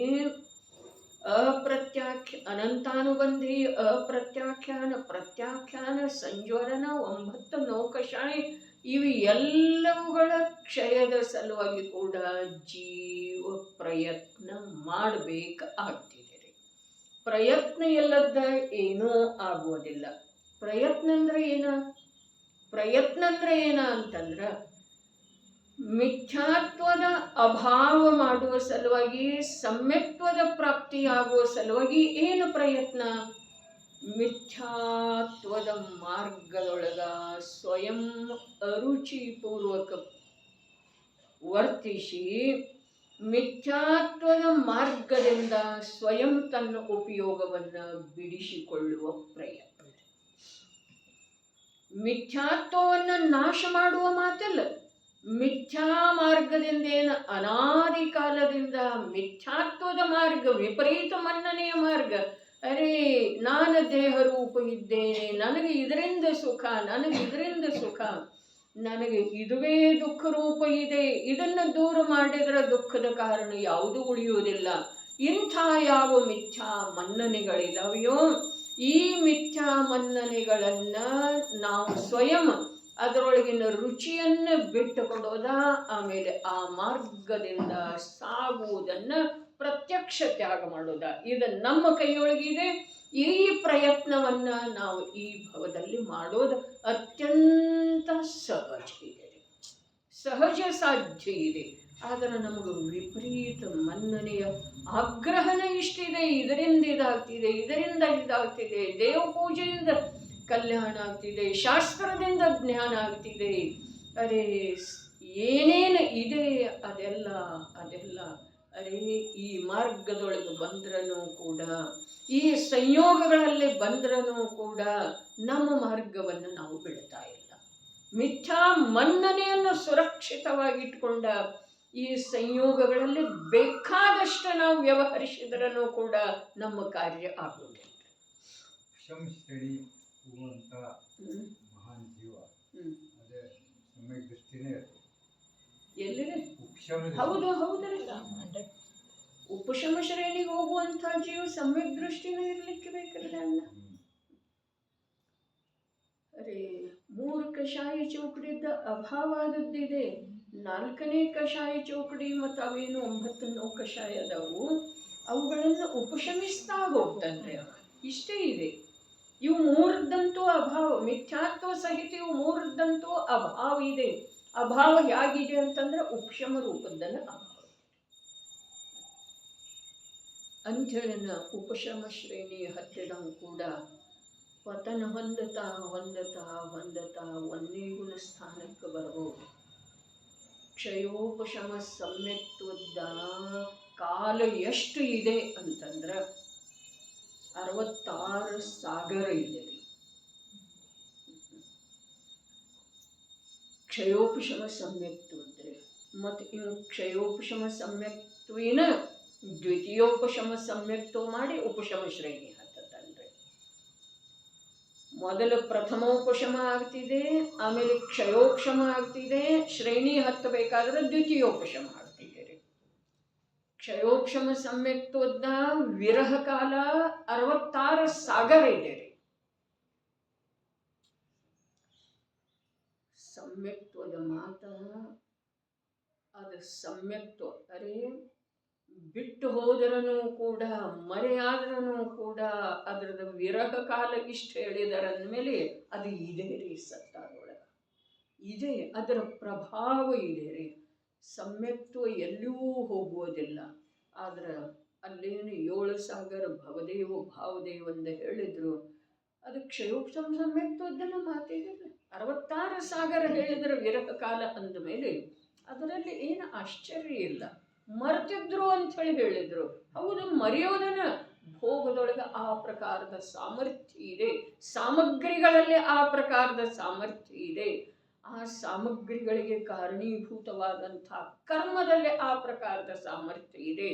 ಆ ಕರ್ಮ ಮಾಡಿರುವಂಥ ವಿಕೃತ ಭಾವದೊಳಗೆ ಅಂಥ ಸಾಮರ್ಥ್ಯ ಇದೆ ಅಂಥೇಳಿ ಹೇಳಿದ್ರು. ಪ್ರಭು, ನೀ ಸ್ವಭಾವ ಭಾವರೂಪದಿಂದ ಪರಿಣಮಿಸುವಲ್ಲಿಯೂ ಪ್ರಭು ಇದ್ದಿ, ವಿಭಾವ ಭಾವರೂಪದಿಂದ ಪರಿಣಮಿಸುವಲ್ಲಿ ಕೂಡ ಪ್ರಭುವೇ ಇದ್ದಿ. ಯಾರೂ ಮಾಡಿಸುವುದಿಲ್ಲ ವಿಭಾವ ಭಾವ. ಆದರೆ ಯಾವಾಗ ನಿನಗಿನ ವಿಭಾವ ಭಾವ ರೂಪದಿಂದ ಪರಿಣಮನ ಮಾಡುತ್ತಿ, ಆ ವೇಳೆದೊಳಗ ಆ ಕರ್ಮವನ್ನ ಅಲ್ಲಿ ನಿಮಿತ್ತ ಅಂತೇಳಿ ಹೇಳುವುದಿದೆ. ಈ ವಿಭಾವ ರೂಪದ ಪರಿಣಾಮವನ್ನ ಗೌಣ ಮಾಡಿ ಆ ಕರ್ಮವನ್ನು ಮುಖ್ಯ ಮಾಡಿದ ನಂತರ ಅದರಲ್ಲೇ ಅಂಥ ಸಾಮರ್ಥ್ಯ ಇದೆ. ಇವನ ಪ್ರಭುತ್ವವನ್ನ, ಈ ವಸ್ತುವನ್ನ ಸ್ವಲ್ಪ ಸಮಯ ಅಲಕ್ಷ್ಯ ಮಾಡಿ ಇದನ್ನು ಮುಖ್ಯ ಮಾಡಿ ನೋಡಿದ್ದನ್ನ ಅದನ್ನು ನೋಡಿದ್ರೆ ಅದರಲ್ಲೇ ಸಾಮರ್ಥ್ಯ ಇದೆ. ಯಾವುದರಲ್ಲೇ? ಕರ್ಮದಲ್ಲೇ. ಎಲ್ಲಿಯವರೆಗೆ ಇದೆ? ಕ್ಷಪಕ ಶ್ರೇಣಿ ಆರೋಹಣೆ ಎಲ್ಲಿಯವರೆಗೆ ಮಾಡುವುದಿಲ್ಲ ಅಲ್ಲಿಯವರೆಗೆ ಕರ್ಮದ ಸಾಮರ್ಥ್ಯ ಇದೆ. ಕರ್ಮ ಈ ಜೀವದ ಮೇಲೆ ತನ್ನ ಅಧಿಕಾರವನ್ನು ನಡೆಸುವಂಥ ಅಥವಾ ಈ ಜೀವವನ್ನು ತನ್ನ ಅಧೀನ ಇರಿಸಿಕೊಳ್ಳುವಂಥ ಪ್ರಯತ್ನ ಅದು ಮಾಡ್ತಾನೆ ಇರ್ತಿದೆ. ಅರ್ಥಾತ್ ಅದರಲ್ಲೇ ಬಲ ಇದೆ. ಏನು ಹೇಳಿದ್ರು? ಎಲ್ಲಿಯವರೆಗೆ ಕ್ಷಪಕ ಶ್ರೇಣಿ ಹತ್ತುವುದಿಲ್ಲ ಅಲ್ಲಿಯವರೆಗೆ ಬಿಡುಗಡೆಯು ಅಶಕ್ಯ, ಎಂದರೆ ಅಸಾಧ್ಯವಿದೆ. ಹಾಗಾದ್ರೆ ಬಿಡದಲ್ಲಿ ನಾನು ಬಿಟ್ಟು ಹೋದೆನು ಅಂಥೇಳಿ ಅಂದ್ರೆ ನಂದೇನ್ರಿ ಕಾರ್ಯ ಆಗ್ತಿದೆ ಹೀಗೆ ತಿಳಿಯೋ ಮಾತಿಲ್ಲ. ಆದ್ರೆ ಅಂತರಂಗದೊಳಗ ಇದರಿಂದ ಅತ್ಯಂತ ಅಸ್ಪೃಷ್ಟವಿರುವಂತಹ ಜ್ಞಾತಾಸ್ವಭಾವವನ್ನು ನಾನು ಸಂಪೂರ್ಣ ಶಕ್ತಿಯ ಮೂಲಕ ಗ್ರಹಣ ಮಾಡಿದನು ಅಂತಂದ್ರೆ ನನ್ನ ಕಾರ್ಯಕ್ಕೆ ಯಾವ ಕರ್ಮನೂ ಬಾಧೆ ಮಾಡುವುದನ್ನು ಸಾಧ್ಯ. ಏನಿದೆ? ಎಲ್ಲಿಯವರೆಗೆ ಇವು ಮಾಡೋದಿಲ್ಲ ಅಲ್ಲಿಯವರೆಗೆ ಅದರ ಬಲ ಇದೆ. ಯಾವಾಗ ಇವು ತನ್ನ ಕಾರ್ಯದೊಳಗೆ ತಾನು ಸಚೇತಗೊಳ್ಳತಾನೋ ಆ ವೇಳೆದೊಳಗ ಅದು ಇಲ್ಲವೇ ಇಲ್ಲ, ಅದರ ಬಲ ಇಲ್ಲ ಅನ್ನೋದಕ್ಕಿಂತ ಅದು ಇಲ್ಲವೇ ಇಲ್ರಿ. ವಿಶ್ವದೊಳಗೆ ಅದರ ಸತ್ತಾನೇ ಇಲ್ಲಂದ್ರಲ್ಲ. ಯಾಕೆ ಅಂತಂದ್ರೆ ಇವನ ದೃಷ್ಟಿಯೊಳಗಿಲ್ಲ. ಎಲ್ಲಿಯವರೆಗೆ ಕ್ಷಪಕ ಶ್ರೇಣಿ ಹತ್ತುವುದಿಲ್ಲ ಅಲ್ಲಿಯವರೆಗೆ ಬಿಡುಗಡೆಯು ಅಶಕ್ಯ, ಎಂದರೆ ಅಸಾಧ್ಯವಿದೆ. ಆದುದರಿಂದ ಪರವಶನಾಗಿ ಭೋಗಿಸುತ್ತಾನೆ. ಏನು ಭೋಗಿಸ್ತಾನೆ? ಕರ್ಮದ ಉದಯವನ್ನು ಭೋಗಿಸ್ತಾನೆ ಪರವಶನಾಗಿ. ನೋಡ್ರಿ, 7ನೇ ಗುಣಸ್ಥಾನದಲ್ಲಿ ಸಮಯ ಸಮಯಕ್ಕೆ ಆತ್ಮನ ಅತೀಂದ್ರಿಯ ಆನಂದದ ಅನುಭವವನ್ನ ಅನುಭವಿಸಿ ರಸಾಸ್ವಾದನೆ ಪಡೆದು ಅರ್ಧ ಸಮಯ 6ನೇ ಗುಣಸ್ಥಾನಕ್ಕೆ ಬಂದ, 16 ಸಮಯ 7ನೇ ಗುಣಸ್ಥಾನದೊಳಗೆ ಉಳಿದ, ಅರ್ಧ ಸಮಯ 6ನೇ ಗುಣಸ್ಥಾನಕ್ಕೆ ಬಂದ, 106 ಸಮಯ 7ನೇ ಗುಣಸ್ಥಾನದೊಳಗೆ ಉಳಿದ, ಅರ್ಧ ಸಮಯ 6ನೇ ಗುಣಸ್ಥಾನಕ್ಕೆ ಬಂದ, 1000 ಸಮಯ 7ನೇ ಗುಣಸ್ಥಾನ ಶುದ್ಧಾತ್ಮನಲ್ಲಿ ಉಳಿದ. ಆದ್ರೆ ಆ ಅರ್ಧ ಸಮಯದ ಕಾರ್ಯ ಇದೆಯಲ್ಲ ಅದು 48 ನಿಮಿಷ ಪೂರ್ಣ ಮಾಡಬಹುದಿಲ್ರಿ. ಅರ್ಧ ಸಮಯದ್ದೇ ಇದೆಯಲ್ಲ, ಏನಿದೆಯಲ್ಲ, ಸ್ವಭಾವದಿಂದ ಚ್ಯುತಿ. ಇನ್ನು ಇಷ್ಟಾದ ನಂತರ ಏನು ಹೇಳ್ತು? ಸ್ವಲ್ಪ ಲಕ್ಷ್ಯದೊಳಗೆ ತಗೊಳ್ರಿ. ಅರ್ಧ ಸಮಯ 6ನೇ ಗುಣಸ್ಥಾನಕ್ಕೆ ಬಂದ, 16 ಸಮಯ 7ನೇ ಗುಣಸ್ಥಾನದೊಳಗೆ ಉಳಿದ. ಮತ್ತು ಪತನ ಹೊಂದಿದ 16 ಸಮಯ ಆದ ನಂತರ ಮತ್ತು ಪತನ ಹೊಂದಿದ, ಅರ್ಧ ಸಮಯನ ಪುರುಷಾರ್ಥ ಮಾಡಿದ, 106 ಸಮಯ ಅಲ್ಲಿ ಉಳಿದ್ರಿ. ಮತ್ತು ಪತನ ಹೊಂದಿದ, ಅರ್ಧ ಸಮಯನ ಅದರೊಳಗೆ ಅಪೂರ್ವ ಪುರುಷಾರ್ಥ ಮಾಡಿದ, ಅನಂತ ಪುರುಷಾರ್ಥ ಮಾಡಿದ, 1000 ಸಮಯ. ಆಮೇಲೆ ಮತ್ತು ಬಂದ ಲಕ್ಷಾಂತರ ಸಮಯ. ಆದ್ರೆ ಆ 10,000, 100,000, 1000, ಲಕ್ಷಾಂತ ಲಕ್ಷಾಂತರ ಇವೆಲ್ಲ ಒತ್ತಟ್ಟಿಗೆ ಆಗಲಿಲ್ಲ. ಅವು ಯಾವ ಓದುವಲ್ಲ, ಅರ್ಧ ಸಮಯ ಬಂದಲ್ಲ, ಅವು ಓದು ನೀರಲ್ಲಿ ಹೋಮ ಮಾಡಿದ ಹಾಗೆ. ಯಾವುದರ ಸಲುವಾಗಿ? ಕೇವಲ ಜ್ಞಾನ ಸಲುವಾಗಿ ಅವು ನಿರರ್ಥಕ ಅದು. ಆದ್ರೆ ಆ ಸಮಯದೊಳಗಂತೂ ಅವು ಕೃತಾರ್ಥ ಆದವ್ರೆ. ಆ ಶುದ್ಧೋಪಯೋಗದ ಪರಿಣಾಮದಿಂದ ಅವನ ಜೀವನ ಧನ್ಯ ಆಯ್ತರೆ. ಆದ್ರೆ ಕೇವಲ ಜ್ಞಾನದ ಸಲುವಾಗಿ ಆ ಅರ್ಧ ಸಮಯದ 6ನೇ ಗುಣಸ್ಥಾನ ಇತ್ತಲ್ಲ, ಅದು ಸಫಲ ಆಯ್ತರೆ. ಅವನಿಗೆ ಆಗಗೊಡ್ಲಿಲ್ಲಲ್ಲ. ಹಾಗಾದ್ರೆ 48 ನಿಮಿಷ ಆಗದೆ ಹೀಗೆ ಜೀವನ 100 ವರ್ಷದ್ದು ಹೋದ್ರೂ ಕೂಡ ಆಯು ಪೂರ್ಣ ಆಯ್ತು ಅಂತಂದ್ರ ಬಂದ 4ನೇ ಗುಣಸ್ಥಾನಕ್ಕೆ. ಆಯು ಪೂರ್ಣ ಆಯ್ತು. 100 ವರ್ಷ ಮಾಡಿದರೆ ಹೀಗೆ ಅರ್ಧ ಸಮಯ ಶುಭದೊಳ ಅರ್ಥಾತ್ ಸ್ವಭಾವದಿಂದ ಚ್ಯುತಾನ 1000 ಸಮಯ, ಲಕ್ಷಾಂತರ ಸಮಯ, ಕೋಟ್ಯಂತರ ಸಮಯ, 2 ನಿಮಿಷ, 3 ನಿಮಿಷ, 10 ನಿಮಿಷ ಆಯ್ತ್ರಿ. ಆದ್ರೆ ಏನಾಯ್ತು? ಮತ್ತೆ ಅರ್ಧ ಸಮಯ ಸಲುವಾಗಿ ಚ್ಯುತ ಬಂದಿಲ್ಲ. ಇಂಥ ಪುರುಷಾರ್ಥದೊಳಗೆ ಅವನ ಜೀವನ 100 ವರ್ಷದ ಕಳೀತ್ರಿ. ಪುರುಷಾರ್ಥಿ ಜೀವಗಳು, ಆತ್ಮಗಳು ಮರಣ ಕಾಲಕ್ಕೆ 4ನೇ ಗುಣಸ್ಥಾನವೇ ಇರ್ತದೆ. 4ನೇ ಗುಣಸ್ಥಾನನೇ ಇರುವುದಿಲ್ರಿ, 1ನೇ ಗುಣಸ್ಥಾನಕ್ಕೂ ಬರ್ತಾರ್ರಿ. ಅದಕ್ಕೆ ಕರ್ಮ ಸಿದ್ಧಾಂತ ಹೇಳ್ತಿದೆ, ಮಿಥ್ಯಾತ್ವದ ಜೊತೆಗೆ ಆಯುವಿನ ಬಂಧ ಆಗಿತ್ತು ಅಂತಂದ್ರೆ ಉಪಶಮ ಶ್ರೇಣಿ ಹತ್ತಿರನೂ ಕೂಡ ಮಿಥ್ಯಾತ್ವದೊಳಗೆ ಬಂದ ಮರಣ ಆಗುತ್ತೆ. ಆಯುವಿನ ಬಂಧ ಆಗಿರುವಂಥ ಕೂಡ ಇನ್ನೊಂದು ಸಿದ್ಧಾಂತ ಏನ? ಮಿಥ್ಯಾತ್ವದ ಜೊತೆಗೆ ಆಯುವಿನ ಬಂಧ ಆದಾಗ ಕೂಡ ಉಪಶಮ ಶ್ರೇಣಿ ಹತ್ತಬಹುದು. ಬಹಳ ಅದ್ಭುತ ಮಾತಿದೆ ರೀ. ಚಿನಾಗಮ ಅಲ್ಲ, ವಸ್ತು ಸ್ವರೂಪ. ಅರ್ಧ ಅದನ್ನೇ ಹೇಳಿದ್ರು, ಇವೇನು ಮಾಡಿದ್ರೂ ಆಗುದಿಲ್ಲ ಅಂತ ಹೇಳಿ. ಬಹಳಷ್ಟು ಪ್ರಯತ್ನ ಮಾಡ್ತಾ ಅಂತ ಹೇಳಿದ್ರು. ಏನು ಪ್ರಯತ್ನ ಮಾಡ್ತಾ? ಅಲ್ಲೇ ಉಳಿಯೋದು. ಅರೇ ಅರ್ಧ ಸಮಯದೊಳಗೆ ಪುರುಷಾರ್ಥ ಮಾಡಿದ, ಈಗ ಎಷ್ಟು ಸಮಯ ಶುದ್ಧ ಉಪಯೋಗದೊಳಗಿದ್ದನ ಅದಕ್ಕಿಂತ ಅಧಿಕ ಸಮಯ ಉಳಿಯುವಂಥ ಪುರುಷಾರ್ಥ ಅರ್ಧ ಸಮಯದೊಳಗೆ ಮಾಡಿದ. ಆದ್ರೆ ಆ ಅರ್ಧ ಸಮಯನ ಯಶಸ್ವಿ ಆಯ್ತದೆ. ಅವನನ್ನು ಕೆಳಗೆ ಇಳಿಸುವುದರಲ್ಲಿ ಇಂಥ ಶೂರ ವೀರತೆ, ಒಂದು ಆತ್ಮನ ಅನುಭವ ಸಂಪನ್ನ ಸಮ್ಯಕ್ ದೃಷ್ಟಿ ಸಾಧಕ ಜೀವರುಗಳಲ್ಲಿ ಇರ್ತಿದೆ ರೀ. ಮಿಥ್ಯಾದೃಷ್ಟಿ ಜೀವನಿಗೆ ಇದಾವುದರದ್ದು ಪರಿಚಯನೂ ಇರುವುದಿಲ್ಲ, ಇದಾವುದು ಅವನ ಜೀವನದೊಳಗೆ ಇರೋದಿಲ್ಲ. ಅವನ ಭಾಷ್ಯದ ಆಹಾರ ಬಿಟ್ಟನು, ಏಕ ಆಸನ, ಒಂದೇ ಆಸನ ಖಡ್ಗಾಸನದೊಳಗೆ 6 ತಿಂಗಳು ನಿಂತನು, ಇದರೊಳಗೆ ಇರ್ತಾನೆ. ಅದರಿಂದ ಅವನಿಗೆ ಬೇಕಾದ್ರೆ ನಿಜವಾಗಿನ ತತ್ವದ ಮೇಲೆ ಶ್ರದ್ಧೆ ಇತ್ತು, ಸಂಪೂರ್ಣ ಶ್ರದ್ಧೆ ಇತ್ತು. ಆ ಪ್ರಕಾರದ ವಿಶ್ವಾಸದ ಬಲದಿಂದ ಅವನು ಭವದ ಭೋಗಗಳದ್ದ ನಿರಪೇಕ್ಷ ರೂಪದಿಂದ ಸಾಧನೆ ಮಾಡಿದ್ದ ಅಂತಂದ್ರೆ 9ನೇ ಗ್ರೈವೇಕ ತನಕ ಹೋಗ್ತಾನ್ರಿ. ಅದಕ್ಕಿಂತ ಮುಂದೆ ಅವನ ಗಮನ ಇಲ್ಲ.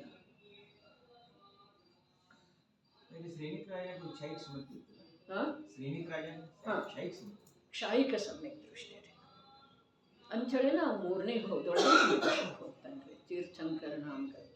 ತೀರ್ಥಂಕರ ನಾಮ ಕರ್ಮದ ಬಂಧ ಆಗಬೇಕಾದ್ರೆ ಕ್ಷಾಯಿಕ ಸಮ್ಯಕ್ ದೃಷ್ಟಿನೇ ಇಲ್ಲ.